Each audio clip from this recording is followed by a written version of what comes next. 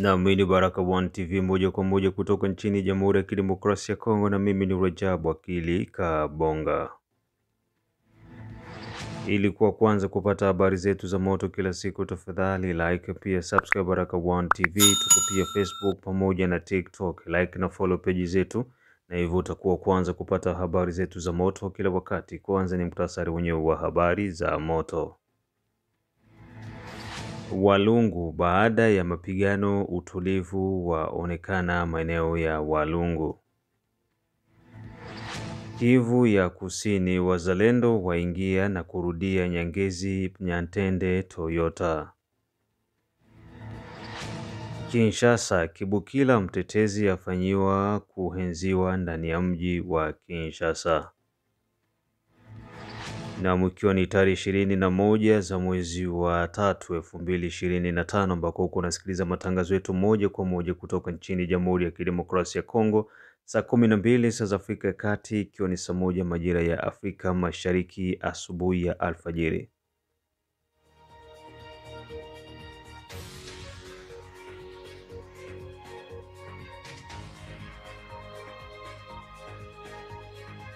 Tembelea pia Baraka One TV Channel 2 ili uweze kukutana na matukio mbalimbali yanayozidi kuendelea nchini Jamhuri ya Kidemokrasia ya Kongo, pamoja na matukio yote ya Operation Saidia Muzalendo.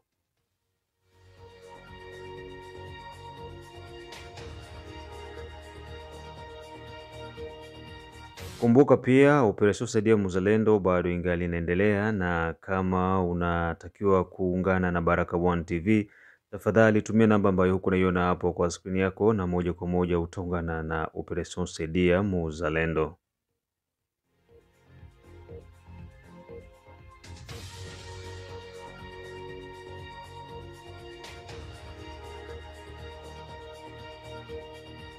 Na moja kwa moja tuanze na taarifa hizi kutoka huko maeneo ya Walungu, ambako baada ya mapigano utulivu waonekana maeneo ya Walungu.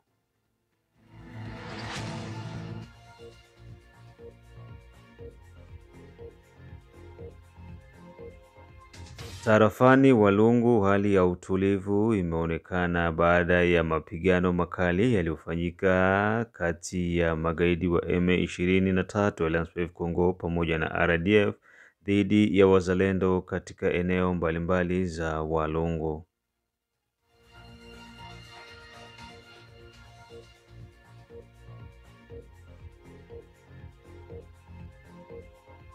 Mpaka kufikia hiyo tarehe 20 za mwezi wa 3 2025, ni eneo za Malangiro, Burega, Chibarama na Chigala ndizo zilishambuliwa na wazawaza, ikiwa ni kilomita 2 tu kuingia ndani ya Walungu Centre.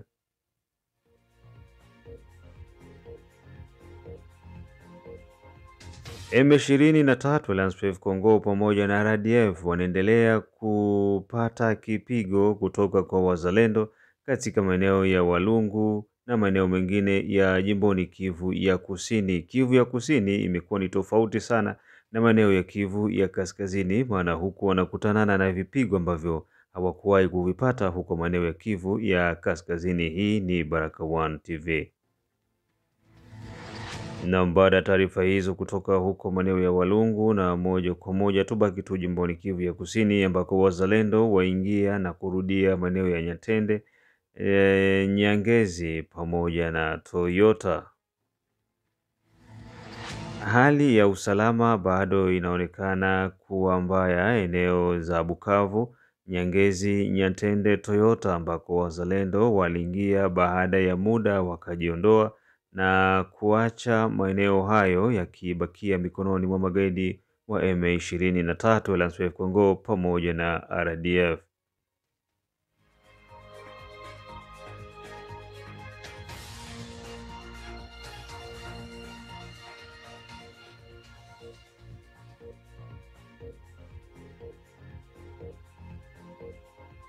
Baada ya mapigano yaliyofanyika eneo la barabara ya taifa nambari 5 Nyantende, Toyota na Nyangezi, raia mmoja ndiye aliyepoteza maisha, huku magaidi 12 wakiuliwa pamoja na majeraha 5 huku magari mawili pia yakiharibiwa vibaya.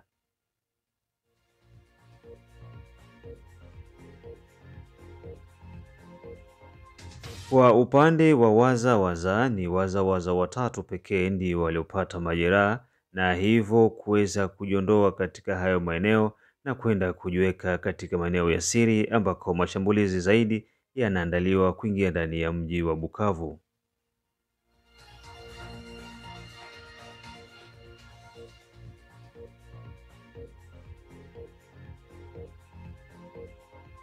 Mazingira ya usalama Bukavu yanazidi kutisha huku raia wakilalamika kuuliwa zaidi maeneo ya Kansayo ambako inasemekana kuna shimo limechimbwa na magaidi wa M23 ambako wanawakamata vijana kizingisio kuwapeleka jeshini na badala yake wanakwenda kuwaua na kuwatupa ndani ya shimo hilo. Banduku kwe mimi natoka mie huku macho yangu sai mimi natoka kwa baba Chingazi pale kudizie merejio. Banduku zangu, banduku mwambie banduku yetu wazalendo bakuye mbio hata siku ya leo bapige bombi hata mwa ile nyumba ya dizie merejio iishi hata bahari watu wateseke vile pale banapakula kamio ya bajene banafunzi. Mie kumacho yangu saa ndio kuingia mnyumba sitembe tena na mgulu mimi nakamata ndio moto mimi naanza tetemeka saa mzazi mwalishazala mtoto mzazi mwalishazala jene. Banduku tunateseka bajene banaishia mudizie merejio na mwisho bikwa baua na mwisho bikwa beba seru mangabo. Banduku muyame sana mwambie bandugu yetu bakuye mbio bye mimi naona mimi peke kumacho yangu kwa baba Chingazi mudizie merejio munayala banaume banafunzi bikwa basukuma na bunduki bikwa basukuma banaenda na batupa bikwa anguka banatoka mugari mukamyo. Banduku zangu bye mimi naona pale ni vya ajabu, munisamee kubaambia hii neno. Banduku tunateseka bajene banaishia mudizie merejio haiko kuambiliwa siambiliwe hivi niko alia mimi natoka pale niko alia mimi nasimama miniti mbili niko angalia gisi bikwa basukuma. Maana yake wazazi wananiambia wewe unataka kufa batakupiga pale masasi na utasababu kitu. Mimi natoka pale nakamata moto sihemesi fe kitu nakuya na mpaka hivi niko jisikia roho haiko mtungu juu ya watoto mimi naona pale banafunzi na uniforme zabo bapapa biko pale banaume bajene kila rangi iko pale ya jene. Banduku tunakufa. Mimi najogea hapa chini naangalia pale mbele ya katedrale balikimbiza kwa wawili wanabakamata banabapandisha nao mudizie merejio kwa ile nje inapanda mpando ya kwenda pale Busomanzi banababeba nabo pale kudizie merejio. Banduku zangu, Mungu wa huruma tuone huruma sana, lakini mwambie baba wetu wazalendo mkimbie, watoto wanaisha bajene banaisha. Heri mubakamate nyie mubabebe mukazi pahari bateseke vile wanaenda uwa banduku pale kote kuna yala.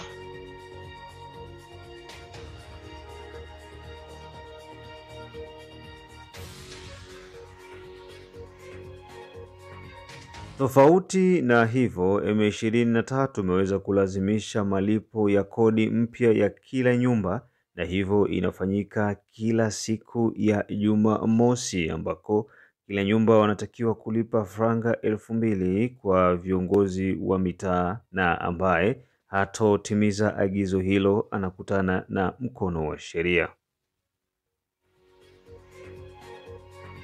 Wakaaji wa Bukavu wanalalamika kwa agizo hilo mpya huku wakilalamikia serikali na kutaka mazingira yaweze kurahisishwa ili waweze kuokolewa kutoka mikononi mwa magaidi wa M23. Watu wengi wa Bukavu wanaishi hawana shughuli wanazofanya, hawana kazi wala hawana kipato chochote. Je, hiyo pesa 2,000 kila wiki itapatikana kweli? Huyu hapa mmoja kati ya wakaaji wa jiji la Bukavu.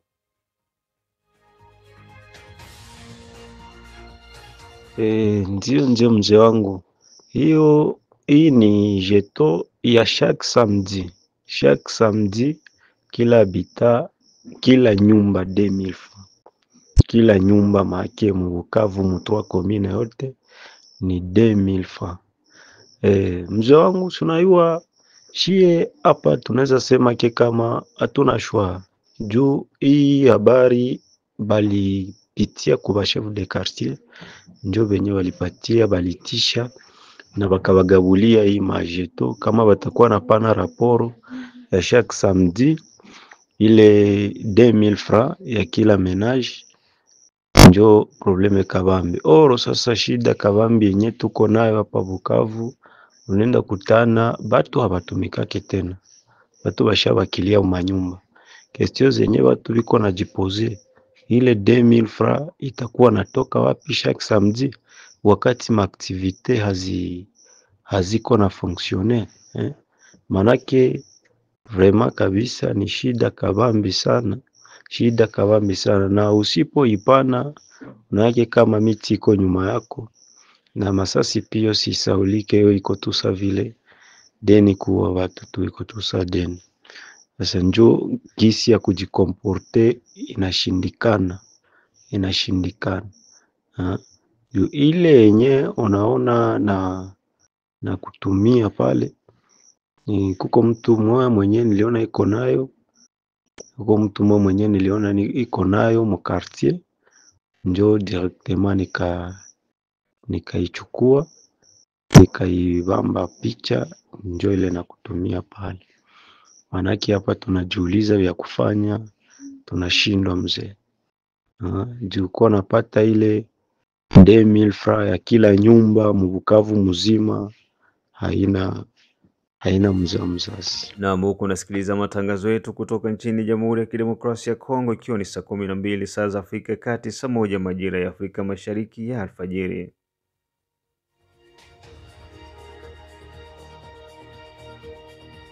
Tunasikika vizuri sana kutoka Australia, kutoka Canada, kutoka Marekani, South Africa, nchini Jamhuri ya Kidemokrasia ya Kongo, Afrika Mashariki pamoja na Afrika ya Kati, tarehe 21 za mwezi wa 3 2025, na hii ni Baraka1 TV.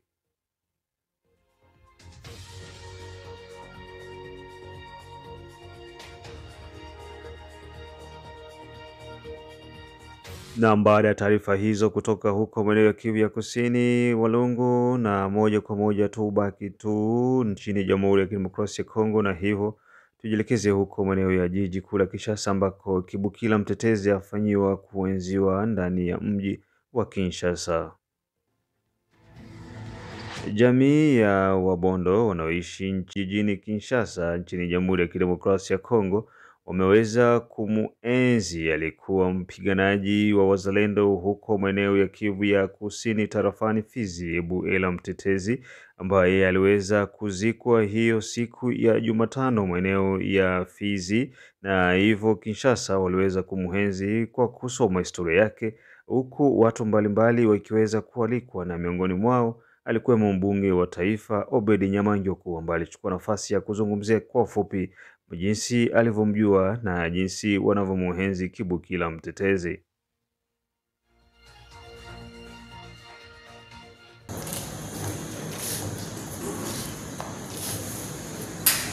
Oui, merci beaucoup pour la parole. Je vais bien m'adresser au général Mtetezi et bien sûr à nous tous.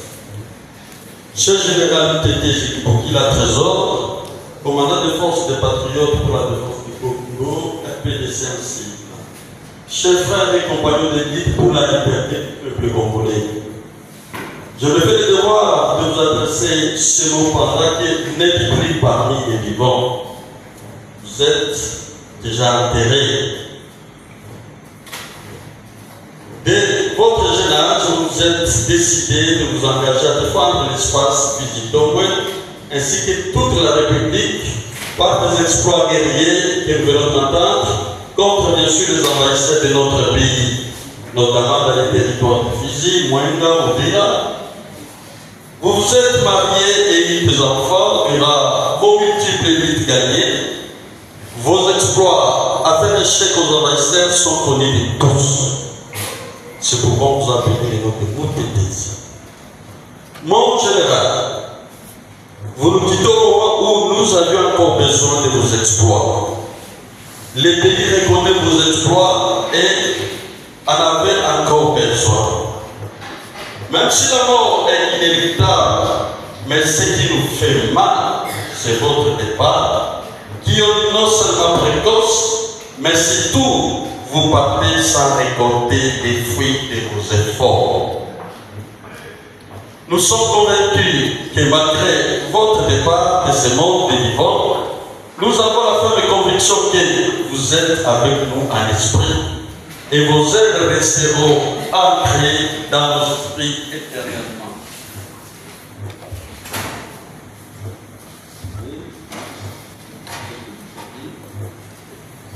Peuple bébé, ce qui nous unit est plus fort que ce qui nous divise. Et ce qui nous unit, c'est notre terre, notre histoire. Nous avons l'obligation de chercher l'unité, maintenir l'amour entre nous. C'est ce qui plaît à notre Dieu. Et certainement nous donnera la victoire. Évitons donc les diffamations, les critiques sans fondement, la calomnie cynique et les interprétations inutiles. Concentrons-nous à ce qui nous unit, parce que ce qui nous divise profite à l'ennemi. L'erreur de nous attaquer entre nous fragilise notre force et profite à l'ennemi. Une telle erreur ne doit plus se répéter dans l'avenir. Nous invitons donc les chefs coutumiers, les notables, le commandant des différents groupes de Wazalendo à travailler pour l'unité des forces dans la même vision de coordination et de commandement. Mon général Mtédési, vous avez supporté le soleil accablant, les vents violents, le froid et les pluies ardentes. Vous étiez monté et descendu les montagnes, aviez parcouru les vallées, supportant toutes ces adversités climatiques. Et encore, dans vos combats pour protéger nos terres, vous avez perdu votre femme et vos enfants. Mais vous n'avez pas cédé à toutes ces grandes adversités. Car vous avez une vision et une détermination, celle de protéger les terres léguées par vos ancêtres, que vous teniez à tout prix déléguer aussi aux générations futures. Mon général Mtédési, vous avez sacrifié votre vie pour notre peuple. Vous étiez toujours préoccupé par les soucis de votre peuple. Un grand ordre vient de tomber. Vous méritez d'être pleuré parce que vous n'êtes pas un simple combattant. Vous étiez un vaillant guerrier, un homme, un chef plein de souvenirs. Comme Moïse qui conduisait les enfants d'Israël d'Égypte à Canaan en faisant des exploits avec son bâton, mais n'a pas pu entrer dans la terre promise. Cher général, vous avez aussi conduit pour une bonne période les enfants de bébé, mais malheureusement, la paix pour laquelle vous êtes battu pourra être vécue après votre mort. Ce combat pour lequel vous êtes engagé toute votre vie et suivant vos recommandations ne sera pas abandonné malgré votre décès. Mon général, nous pouvons vous rassurer que les autres Mtédési sont nés biologiquement au lendemain de votre mort et dans votre propre clan de Bachir-Indi. Les Mtédési en esprit et en vision se sont aussi immédiatement manifestés et sont prêts à continuer votre lutte et perpétuer votre vision. C'est pour dire que l'héritage de votre lutte contre les envahisseurs demeure et continuera avec toutes les forces que vous avez mis en place pour défendre l'intégrité nationale de la vie.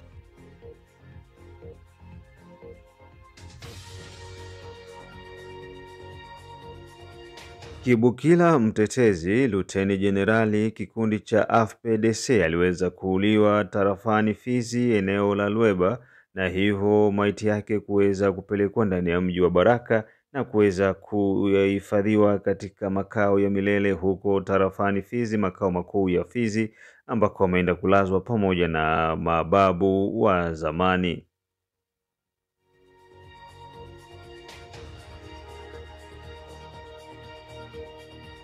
Kitendo cha kupotea kwa Kibukila Mtetezi kimeweza kuwagusa watu wengi, ikiwemo pia kina mama wa Bondo wanaoishi ndani na nje ya tarafa la Fizi, huku wakimzunguzia Kibukila Mtetezi kuwa shujaa na aliyejitolea kwa ajili ya kutetea taifa.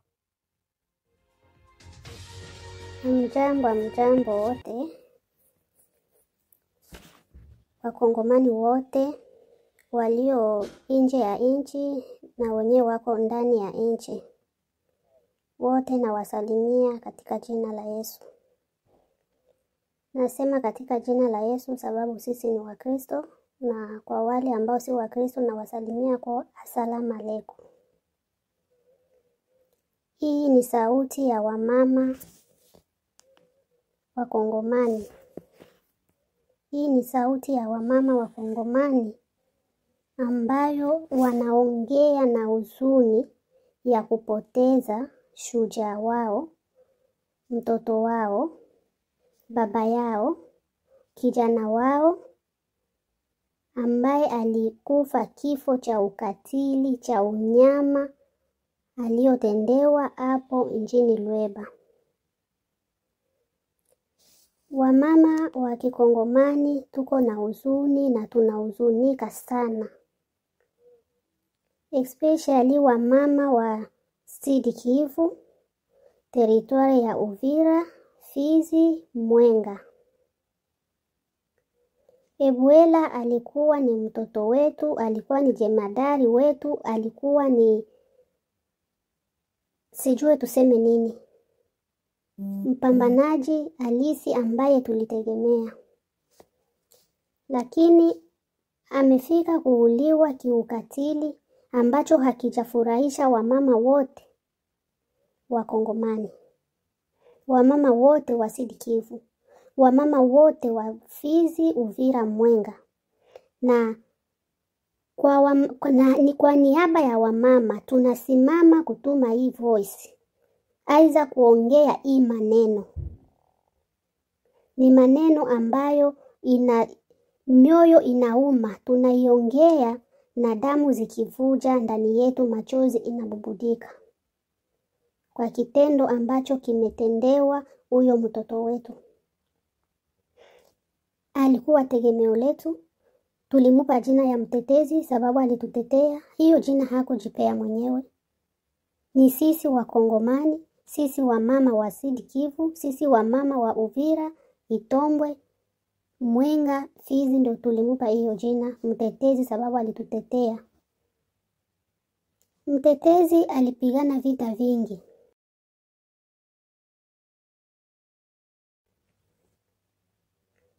Mtetezi alipigana vita vingi.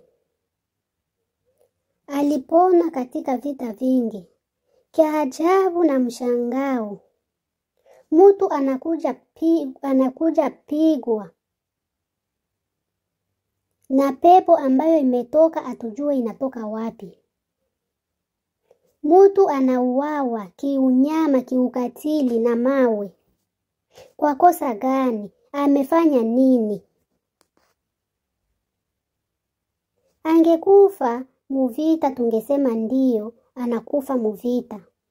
Lakini ni kitu inahuzunisha wamama wanahuzunika, wanalia. Ile wanasema uchungu wa mwana ujua mzazi. Na sio wazazi wote. Uchungu wa mwana ujua mamaye. Sisi wa mama yake ya Ebuela tuna uchungu na tunalia kwa machozi.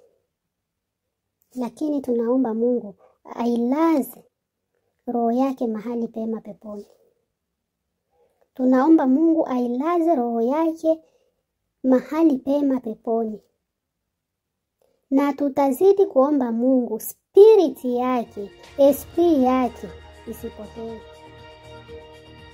Na baada ya taarifa hizo ni taarifa zingine ni kwamba huko maeneo ya Minembwe kumeweza kuripotiwa mapigano mapya kati ya majeshi ya Jamhuri ya Kidemokrasia ya Kongo yanayosaidiana na Wazalendo, huku akipigana dhidi ya Twirwaneho Red Tabara Android ambao ni washirika wa M23 maeneo ya Minembwe Central, ikiwa ni karibia na kijiji kinaitwa Kanera.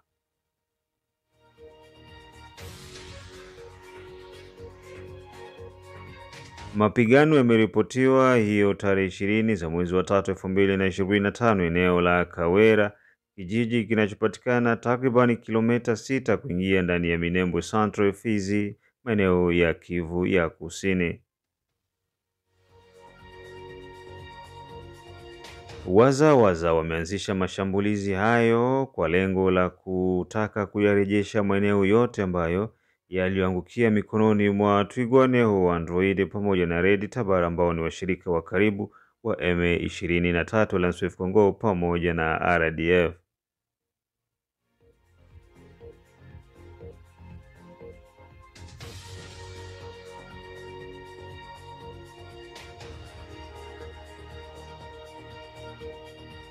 Ili kuweza kuimarisha usalama, wazalendo wanawahamasisha raia kutoka kila eneo kuweza kuelewa mazingira ya vita zaidi jimboni Kivu ya Kusini na jimboni Kivu ya Kaskazini ambako kumevamiwa magaidi wa M23 Lansweef Congo pamoja na RDF. Risasi iliingia hapa, uone maajabu ya Mungu na hizi dawa ilikuwa kurudia tena. Ilirudia tena. Iliingia hapa kama. Mtoto wa safari lugha la wiki. Alikuwa mwabo wao wenzetu huko, alikuwa Goma. Bombe wanatia bombe banaisubalisha vize. Sababu yeye alikuwa kumstari wa mbele. Mepuruvike baba yake. Pamoja na huu Mungu tunaombaka hivi yetu yenyewe tufanyizia. Katibu kidogo alikuwa alimfanyizia. Ndugu yangu. Ili munyangula mubenzake, wengine bote wenye walikuwa nyuma yake, wenye walikuwa bote waliteketea ikamutu. Walikuwa wanaona tu kama ni kamkono kule, kama ni kamgulu kule, kakichwa kule. Akatoka pale kwenye walikwenda kumtupa akapoteza fahamu. Alitoka pale kwa msiku. Kae karanjo kalingia kama na haba yakatosha. Grace ya Mwenyezi Mungu na hii majani yake.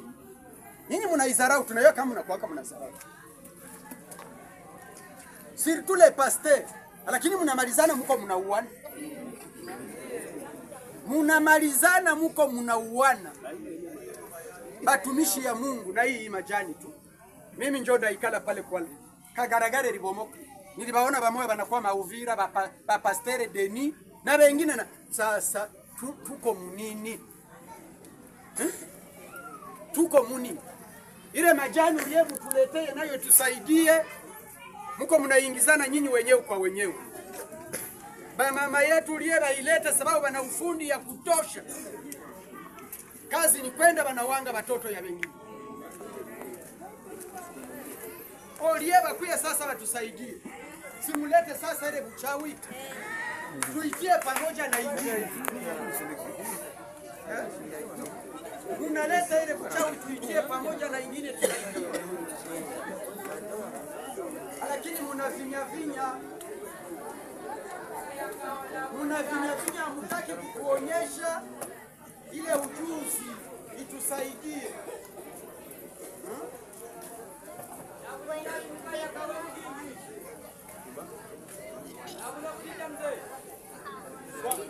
Swapoli. Sema hivi swapoli. Jeshi mko mnafanya, msikuwe mnafanya jeshi ya kiraia.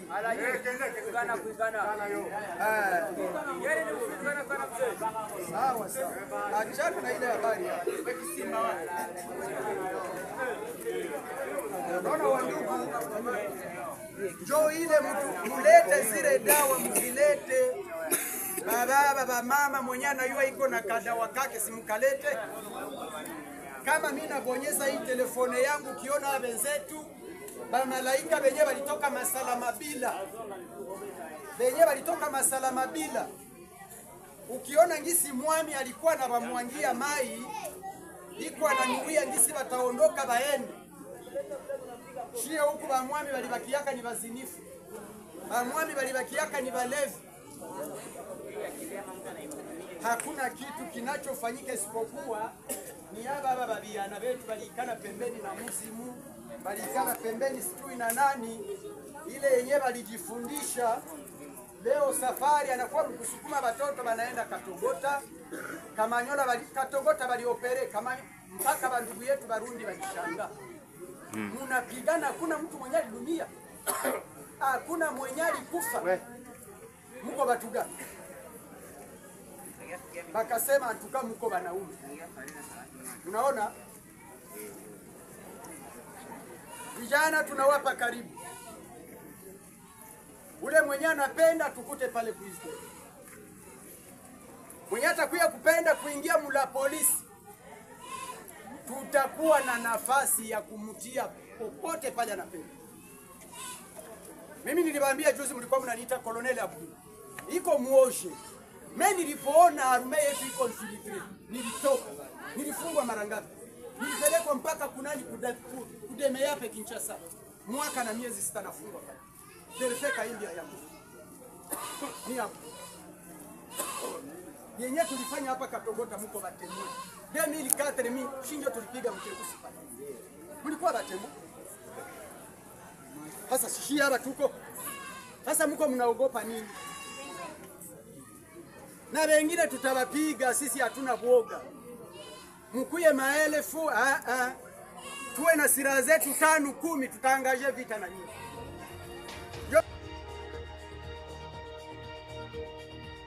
Naam, asante sana ndugu msikilizaji wa Baraka1 TV kokote ambako ulikuwa kunasikiza matangazo yetu, na hapo ndipo tunakwenda kung'oa nanga, ikiwa ni tarehe 21 za mwezi wa 3 2025, ambako ulikuwa kwa pamoja na mimi Rajabu Wakili Kabonga. Tukutane majira ya saa 6, 9 pamoja na saa 12 kwa taarifa zingine zaidi. Chao chao.